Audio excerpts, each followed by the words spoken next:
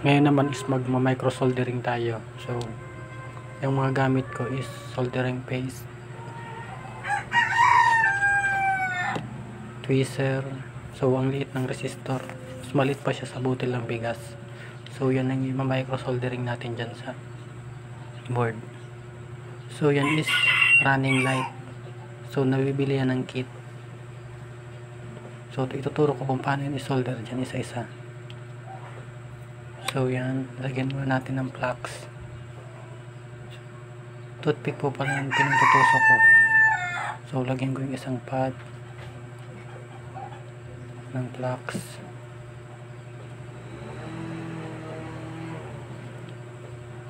So lagyan ko. So ang una ko dyan i-solder is, lalagyan ng solder is yung isang pad lang. So linisan ko yung tip ng ating soldering iron. So isa-isa lang pad. Kada ganyan, isang pad lang muna ang lalagyan mo. So ganyan. Tapos tatapat mo na siya dyan bago mo iinitin ulit yung pad. So tumalsik.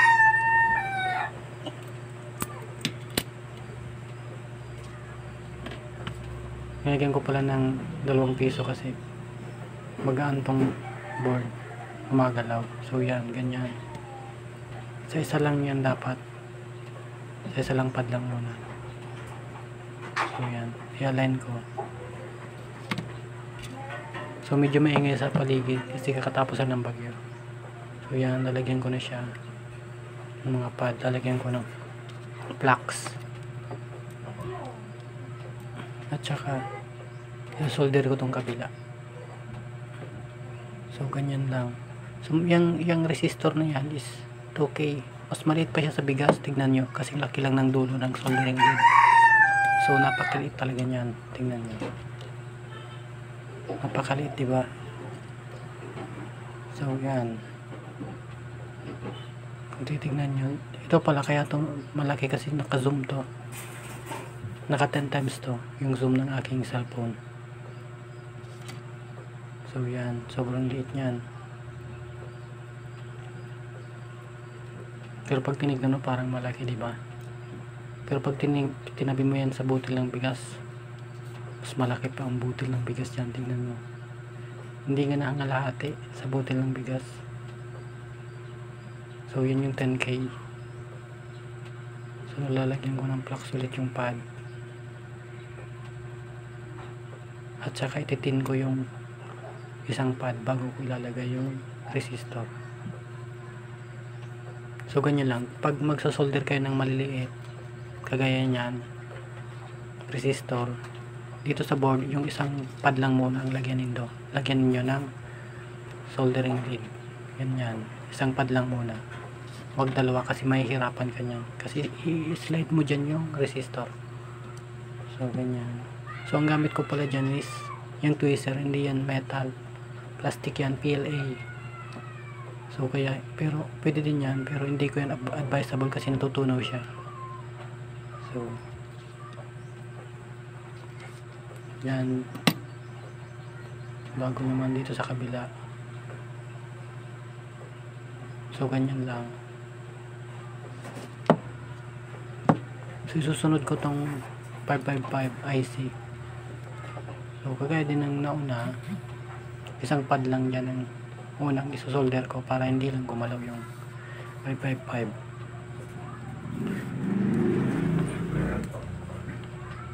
Lalagyan ko ng flux.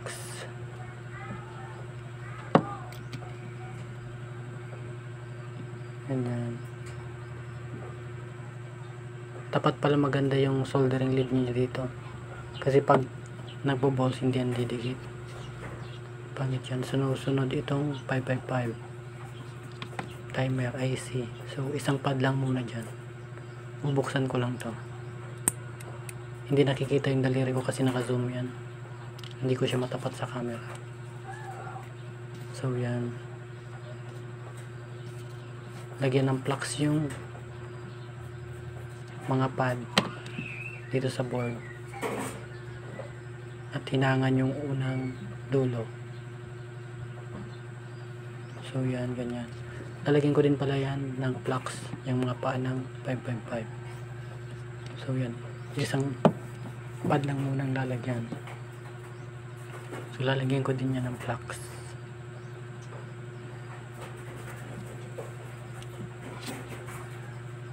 So tingnan nyo naman, ang liit, diba? So ganyan lang, itatapat mo lang siya sa pad bago mo siya iinitan. So medyo wiggly ang aking kamay kasi napakaliit niyan. Yan. So ganyan. Saka mo siya i-solder lahat yan. Idadab-dab mo lang siya. Lagyan ulit ng flux. So yan, kuha ko ulit ako ng flux. Lalagyan ko ulit yan ng kabilang paa. So yan, nalagyan ko ng, saka ko siya sa solder. Tingnan nyo ang pag solder ko sa kanya. So linisan muna yung tape. So ganyan. Dapat pala pag magsasolder kayo ng maliit, linisan niyo yung tip na soldering iron. So tignan nyo, ganyan lang. Yung pagka-solder para din sinolder yan ng makina kasi pag maganda yung pagka-solder nyo, kagaya nyan, talagang tama lang yung lead na pumapasok sa pad. So ganyan. So maliit yan, pero kaya yan kamay. Merong iba na nagsasabi na hindi daw tao nagsolder niyan. Oo, meron iba, pero kung wala ka namang reflowing station at soldering paste, so pwede mo naman ganyan gawin. Mano-mano, soldering lead flux. Pero kadalasan reflowing station. So susunod pala is gagawa ako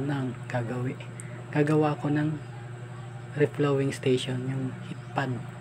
So ang gagamitin ko is, may luma kami dito na yung sa damit, yung tinatawag na plancha or yung iron na tinatawag. So ganun ang gagawin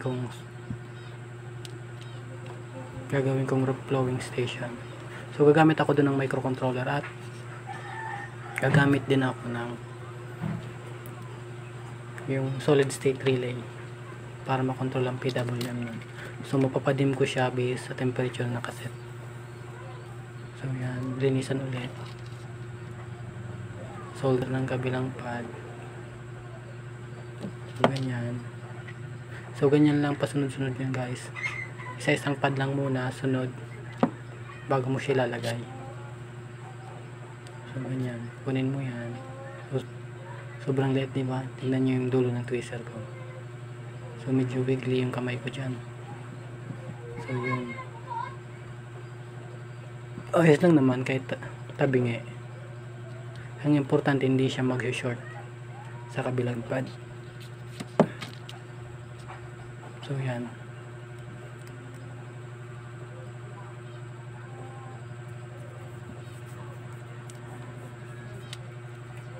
Pag nagawa ko yung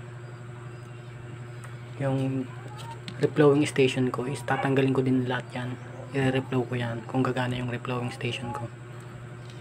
So ito, ang ginagawa ko ito, sample lang to, pero papaganahin ko ito mamaya. Titignan ko kung gumagana siya, yung circuit na yan. So nabili ko lang pala siya sa Shopee ng 55 pesos.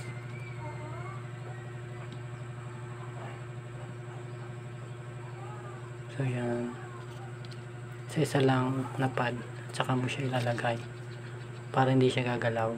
So ganyan, isang pad, ito naman kabila. So bago mo siya ilalagay yung mga resistor, capacitor, diode. So yung sa IC kaninang nakita nyo, ganun lang naman paglagay.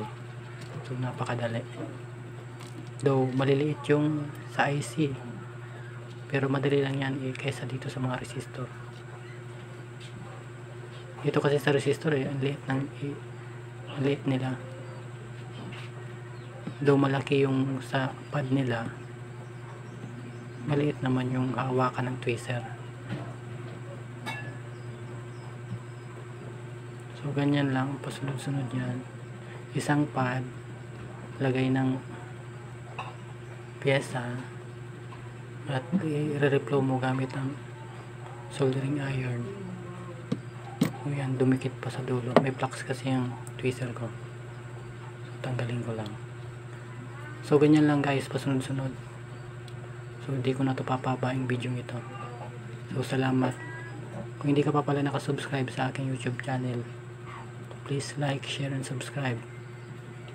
So gumagawa ako dito sa YouTube channel ko ng mga video na related sa electronics, sa research, sa automation, sa embedded system, sa programming, at kung ano pa. Basta related siya sa electronics, engineering. So kung gusto mo itong subaybayan aking mga video is mag-like ka na or mag-subscribe. Kung gusto mong nananotify ka sa mga ina-upload ko weekly, so click the bell icon para ma-notify ka. So mag-send dyan ng notification sa iyong Gmail. So salamat, hanggang dito na lang. So sa dulo pala nito, papakita ko kung paano or kung gumagana ba tong circuit na to. So salamat guys.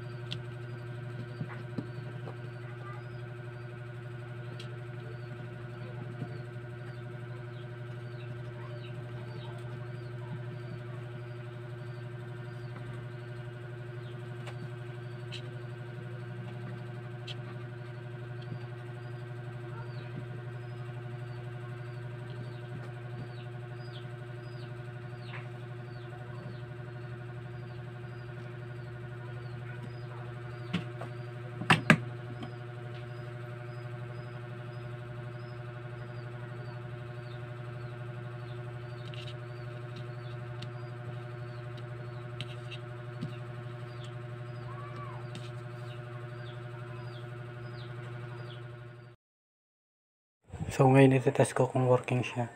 So i-split ko lang tong in nya. So yan yung positive at kabila yung negative. So nakikita nyo napakabilis. So i-adjust ko tong potentiometer kung ihina ba yung pag-run nya. So yan, humina siya. So gumagana yung na micro soldering natin. So kung hindi ka pa nakapag-subscribe, mag-subscribe ka na para makita mo yung mga susunod kong video at para updated ka. So click mo na din yung notification bell. So salamat.